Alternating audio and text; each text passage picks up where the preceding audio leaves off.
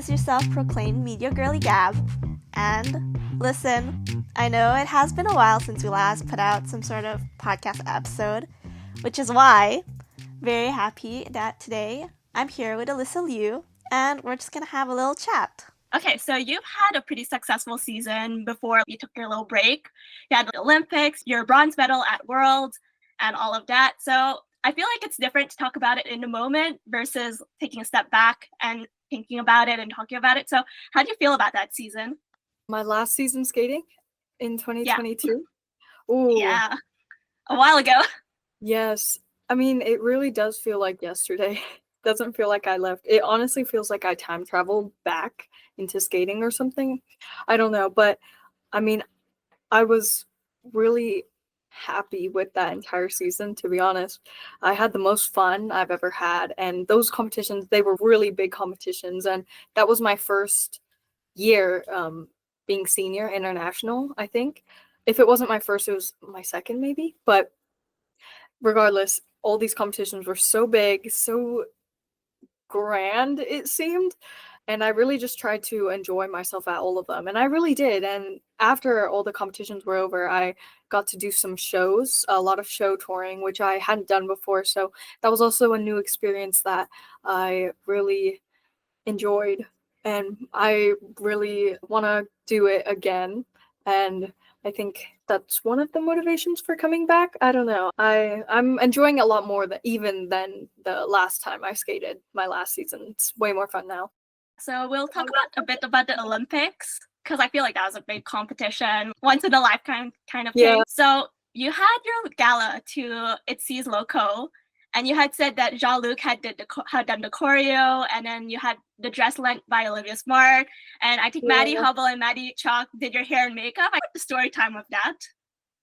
Okay, so I'm gonna be honest, I don't quite remember. It all That's happened fine. really fast because I didn't expect to do the gala for the Olympics, but I was so honored, so grateful that I got to do it. I had a really fun time, and it just made the entire experience so much better. But I had to put together a show program real fast, and my favorite song at that time was Loco by Itzy. So I decided to skate to it, and I know the dance too, just from watching so many videos of it. And so Jean-Luc helped me put it on the ice, and then I didn't have a dress, and I didn't want to wear my competition dress. I got help from Olivia. She lent me her red dress, which was perfect for the song I was going for, and honestly, the Itzy concept for Loco. It went really well. And then both Maddies, Hubble and Chalk, they helped me with my hair and makeup. And the other week, I was trying to remember who did my hair and who did my makeup, but I don't remember. I want to say Maddie Hubble did my hair and the Maddie Chalk did my makeup, but I could be wrong. But they helped me put myself together, and I still love that hair and makeup to this day. I'm going to ask them how they did it, and I'm going to try to recreate it maybe. But yeah, it's all thanks to them that I got to put it together and show something somewhat decent. So for the Olympics, I remember watching it, and you seemed like you're having time of your life, but especially because you had all your friends around. You were so proud of all your friends. You were crying when Young was skating, all of that. I want to know how that was, living that with all your friends, and also seeing all these friends now since you're competing again. Yeah, it was such an emotional experience at the Olympics. Everyone's journeys were really tough, and this is what everyone worked for, and we made it. So even just being there before competing, you feel this sense of I made it, and you feel it from everyone else too. So it's a really beautiful thing. And watching everyone skate and doing well and just performing to their very limits, it's really inspiring. And it's like you can't help but cry after watching them skate. And I don't know, everyone's just really happy for each other there. It's a different type of competition. Yeah, definitely. And how about seeing all those friends now, the ones who are still competing? Yeah, so many of them also retired. I can't blame them. I did the same for a bit. I get it. And now they're coming back. See, I feel like a hypocrite because everyone's like, oh, don't leave. And see, now I'm like, no, you guys should come back and skate with me. The ones that still are competing, it's just like a really fun reunion every competition. Yeah, I'm sure. As you skated before, I feel like your name is pretty significant in figure skating because while you were young, you're like the youngest women's US champion, and you also had like, the triple axel, the quads. I feel like a lot of media had their eyes on you. Do you ever feel like that put a lot of pressure on you as you were like growing up skating? Yeah, I tried to ignore it most of the time. I wouldn't say I really felt the pressure. Obviously, everyone wanted to see it, but I didn't really care. Others wanted to see, especially like the media and people I don't know. It didn't matter to me, you know what I'm saying? What I felt most pressure from when I was skating before is definitely from people who I'm connected with, who I actually know, which is weird because they don't put as much pressure as what the media has shown, but I didn't care about the media. But also, I was pressuring myself. My goal was to make Olympics, and even it was really tough, but I wanted to see that through. And once I got it, there's nothing left that I wanted to do. And finally, just for this section, I just want to know one highlight of your skating before you took your little break. A Could be highlight. anything. Oh, anything? Yeah. From practice or Yeah, from practice, even your like Oh. ice shows, like Stars on Ice and stuff. So Oh, anything. okay. I'm gonna say probably all the group numbers from the Stars on Ice tour, US and Japan. Heavy on the US one though, because that was the longer one. Very fun. Love group numbers. And I love all the skaters too. Made it extra special, but definitely those. Also, we had coordinated fits, like outfits and dresses, costumes, which we don't normally. When would we ever do a group number? All the top skaters. So that was really just something very fun. I'm sure like getting like group photos and stuff is a lot of fun too. Yeah, and just learning the choreography and getting to interact with each other on the ice. With the music, of course. It's really fun skating to music. So that entire thing. Very artistic, and I was just really happy to get to share it with other people. Made it more fun. The more the merrier. Yeah, definitely. Okay, so we're gonna talk a bit about your break. So just general question, what did you do during your break from skating? Oh, I did so much. I don't know what I can say. Like, there's like too much to cover in almost 2 years, but I just had so much free time and I could explore other things in my daily life just because I didn't have skating, workouts, or competitions. I went to a lot of concerts, discovered a lot of new music, and bought a lot of clothes because before I really only needed skating clothes because I skated every day. And that's all I did. It's a really big difference night and day from when I was skating before and from when I took a break. Yeah, I didn't skate. I got to school, vacation, ski, try other sports, hang out with my friends and family. And especially summertime, I took a lot of advantage over summertime because everyone is free. And when I was a skater, summer, you're not free at all. In fact, you train more in the summer. That was a really nice surprise for me because I realized that I could hang out with my friends and family every day for hours on end. I watched a lot of movies. I went to the beach a lot, picked up a ton of new hobbies, tried new food, just went out into the world. I didn't have a routine. I just did whatever. That's always fun, having no schedule, just going with the flow. Okay, so we're gonna touch on a few of these. So you went to university. I feel like that's a time of a lot of personal growth and like self-discovery because you meet so many people, and especially because you've been like in your little skating bubble. Yeah. Do you feel like that really rings true with with you? Oh yeah, of course. It happens to everyone when they leave home and relocate and meet new people from everywhere. People at university, they come from all over the world and the States. So it's really fun to share your perspectives and learn other people's perspectives. And going to class is really fun, surprisingly, because in high school, when I was skating, I was doing online school, so I didn't have classmates really. I never met my teachers, no field trips, never sat in a classroom. So it was just whenever I had time in between practice, I would go on my laptop and study, do my homework. School wasn't really all that exciting, so it was a new pace and I really liked it. Do you have any favorite classes? I really liked astronomy. That was a fun class. And do you have any like fun clubs that you joined or fun events from school? I did 1 quarter in the ceramics club.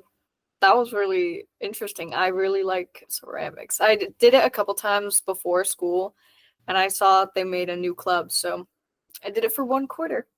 But they had a limited capacity, so I Aw. didn't try it for it again. It was already getting filled up. Did you have any new hobbies that you picked up? Yeah, like a lot. I didn't have Yeah, time to sounds do like it already. anything really. Yeah, it's just what people do when they don't have something overruling everything.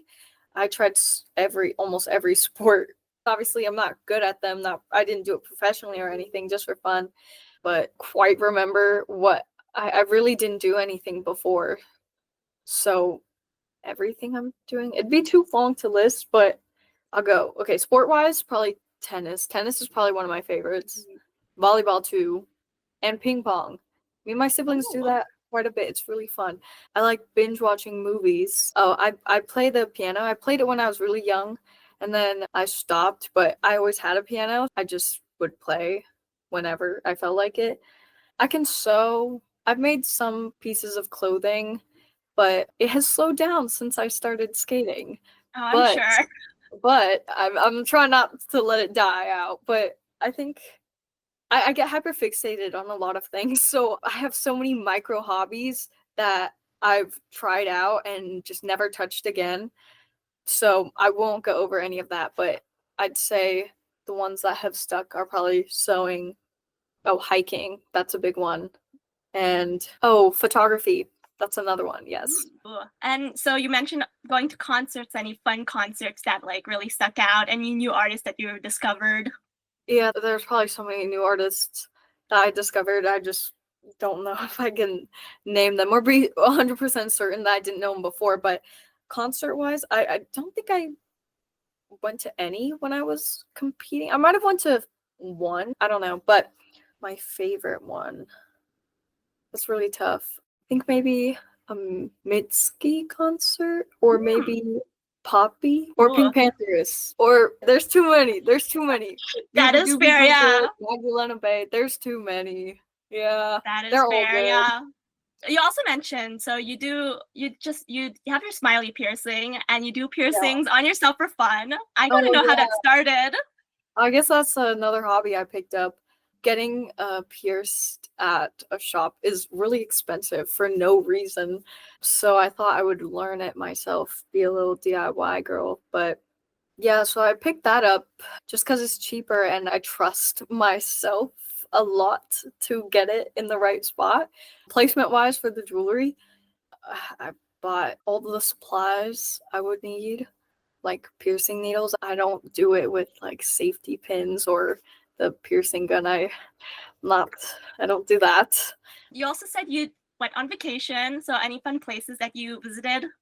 I went to Mexico and also Nepal, and yeah, out of country, those two. And then New York was fun. I went to Tahoe quite a bit. Did some hiking over there and stuff, take some photos, I assume. Oh, yeah, skiing too. There's snow there. Yeah. You gotta ski. Yep. Yep. And obviously, you do a lot of traveling also in skating, and it's definitely different traveling for fun and then traveling for competition. Do you always make it a point to at least do some sightseeing when you're traveling for competitions? Oh yeah, now I do. Before I didn't really, but now I make that a priority. Most times when I travel for a competition, I'll do my routine kind of like I'm prepping for competition, but my competition prep is pretty easygoing. I let myself do a lot of things. I have a lot of leeway, I guess. I can go to the city in the day and then skate in the afternoon for like official practice. I try not to limit myself because I don't limit myself in my daily life. So I don't want to change anything for competition because why should I? So I try to keep it as normal as possible. Has there been any fun places you've been to since you started competing? Oh yeah, I mean my favorite place so far has been Japan. I've been to Budapest, Halifax, and then Tokyo. It's only those three so far, but all of those places are really pretty and I really enjoyed my time outside of the rink in all those places. Tokyo's probably my favorite. I really like the city. Yeah. Okay, so we're going to talk a bit about your comeback, but not necessarily the comeback in the competition sense, but more like the process of coming back. How was the transition like from not skating at all to actually training competitively? How has that been? Oh, it was so hard. It's so weird. Yeah, even in practice was hard. It was all so physically challenging, but I enjoyed the struggle, honestly. I really did. But yeah, my stamina was it was non-existent for sure. I didn't work out or anything really, not really in my break. I didn't do anything, so coming back, yeah, every jump I had to take a couple minutes. I could not do it back to back.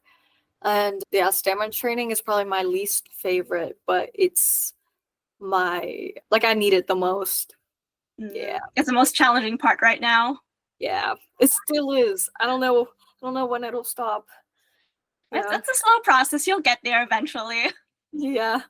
Okay, so you could correct me if I'm wrong, but I feel like you're more involved in the process of building your programs, choosing the music, all of that, like talking with your costume designer. Is that true? And does it differ from before you took your break? Oh yeah, no, it's definitely true. And I really hope that people can see it because before I did not really I didn't give input at all because I didn't really care, I'd say. I didn't understand, I guess, like the artistic side of skating or the whole package. I didn't understand skating basically, and I didn't want to. So that was also, and also I was really little, so ton of adults, and I was a minor, so I couldn't make a lot of decisions myself anyways. And also because I was so young, I didn't really have a voice. And when I did, I was so young. It's why I listened to her. And I didn't really know better anyways. But so at that time, it was probably better to listen to other people because I wasn't involved in the process, really. I just followed what they would say, which worked, but it didn't do anything for me. So yeah, I like skating for different reasons now. I like the choreography part and how we just dance on the ice to music. And I wouldn't skate to something I don't like now. Not at all. I would not do that. If I don't know a song, I'm probably not going to skate to it if I'm not connected to it. You know what I mean? And the choreography, if I don't feel it's right, I will say something. And as for dresses, if I really like a piece of music, which, for example, I'll use my music from this season, both of them, I had a vision for the dresses and everything just from listening to the music. And so I just conveyed it to Lisa, who makes my dresses. So we work together because she's a designer, so she knows what she she knows. has experience. I'm gonna let her do her job, right? Yeah. Yeah. So I let her do her job, and she did it very well.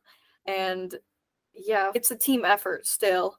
Before it was team effort, but not with me. Now it's like I'm part of the team, if that makes sense. Yeah, it does. So you talked about conveying your idea to Lisa McKinnon for your costume. And did you like make a little Pinterest mood board or draw it out? How did that happen?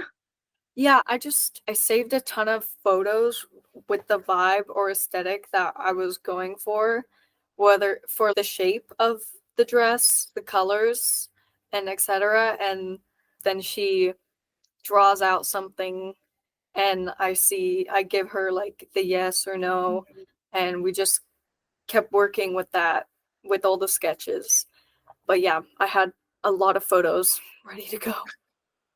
I'm sure, yeah. I feel like if I was a skater, I would definitely put so much thought into putting a mood board together. Yeah. Now that you say you're more in your team of providing ideas and stuff, how does the brainstorming go for your programs with you and your team? Choreography wise? Yeah, choreography wise and music wise. So we'll listen to the lyrics, look up the meaning of the song, and then we try to interpret it, or I try to interpret it more so that I relate to it, but I picked it because I relate to it. So see, like I already have to be connected to the music for me to really skate to it. It's so much easier that way. And there's so many pieces I really love that I could skate to, so I don't think I'll ever run into an issue with that. But so Massimo, he does my choreography, and like he works so hard on it all. He tries to come up with the entire concept of a program with me. And so once we have that down, like from start to end, we go over the music so many times, and he just, I don't know, he just comes up with the choreography. I don't know how he does it. You'll have to ask him. And is the choreography your favorite part of the whole process? Yes, because it makes it the program. Yeah, I see. Like you said, when you were younger, you didn't really have much of a voice. Do you have much bigger appreciation for the whole effort of putting both programs together now that you're like more grown up and you have more of an understanding of how this whole thing works? Oh yeah, I appreciate so much more because I understand it, and I took time to also enjoy that process. I didn't really care for it before, but now for some reason or another, I really love just being indulged in music and choreography. And for both your free skate and your short program, do you have one highlight point that you really love for your programs? Ooh, oh, that's really hard. I'd say in the short, my favorite part is probably the choreography into and out of my double axel. It just flows so well, and it feels really good skating that way to the music. Yeah, that part's really pretty to me. And then for the free skate, I also really like my part going into the double axel. I feel like this is only me liking double axels, so I'm actually going to change my answer, my Buellman to my ending. I really like that part. It's really different, all three of the programs I've done. That was like, so okay, my ending positions for all of my competitions have been different, solely because first competition, I was so tired, I could not even get up on my knees. Same with the second. Third one, I got into the actual what my ending is supposed to be. So I guess progress, but I really like that ending when I do it correctly. You will get there. It seems like you're already getting there, so that is a good sign. Hopefully. And then last question for this section of the interview, just what do you think about your season so far? Oh my gosh, I don't know. I'm just really happy to perform, I guess. I really like the art of performing and doing it myself. There's something really emotional behind it. I don't know. I feel so intertwined with something, but I'm really happy. I guess I'll just be happy if I can just get out on the ice and skate. Sounds good. Yeah. Okay, so we're just gonna do rapid fire questions. Oh, okay. Just to get to know you. All right. Okay. Ready? Yes. Okay. So there's a tradition of throwing plushies onto the ice after you skate. So if you could have one kind of character, kind of plushie to get after you skate, what would it be? Ooh, it would be, oh my gosh. Seems I was not prepared for this. It would be any kind of cat or the Blue's Clues dog. I don't know. Ooh, I like the Blue's Clues dog. No, that's a great answer. Thank you. Favorite song to listen to these days? Oh my gosh. Anything by New Jeans right now. This week. Been playing That's the vibe this week. Yeah. Yes, for this week. Changes all the time, but this week, them. Okay, you also really like anime, so I want to know, what's your favorite anime? Oh my god. Maybe Soul Eater. Yeah, Solid or Tokyo choice. Ghoul. Yeah. Okay. If you could be any fictional character, who would you be? Probably Hello Kitty. Good choice. What is a movie that you liked recently? A movie that I've liked recently? Oh my gosh, I've watched so many. I don't think I'll name a single one of them though. But oh my gosh, I just watched a movie the other day. There's a new Christmas movie that came out, and Alysa Liu is in it. But I really like all the old Barbie movies. I just recently rewatched all of them. I really like Mermaid Tale. Barbie the Mermaid Tale. Yes, I do love the Barbie movies. Or Fairytopia. That one's a great one. Yeah, that is really good. Yeah. Okay, if you had to choose one word to describe your comeback, it would be? Oh, unexpected. Good word. What is one goal for this season? To do enough galas and shows where I can have at least 2 or 3 different show programs this season. Okay, and if you could skate to any music for the future, what would it be? Oh, I don't know. I have a whole list. Oh, that's a secret. I'm gonna have to keep it a secret. Okay, that is fair, yes. Okay, and then just the last question to close off this interview. Just any last words from yourself. It could be like a message to your fans who are listening, or just something you want the fans to know. Anything, the floor is yours. Okay, I guess to my supporters, if y'all supported me before and went through that whole period and still supporting me now, thank you so much. Y'all are real. I really appreciate it. Y'all love me at my worst, and now I hope y'all are excited, and I hope that you guys will continue supporting me with what's to come next. And before we finish off, I would just like to give a big thank you to Evie for editing this episode together. You can find us on social media such as Twitter, Instagram, and Blue Sky, all under the handle In The Low Podcast. And since we haven't been uploading episodes consistently, you could find way more skating content on our website, inthelowpodcast.com. And with that, thank you to Alysa for this interview, and also a big thank you to everyone listening. This has been your self-proclaimed media girly, Gabb.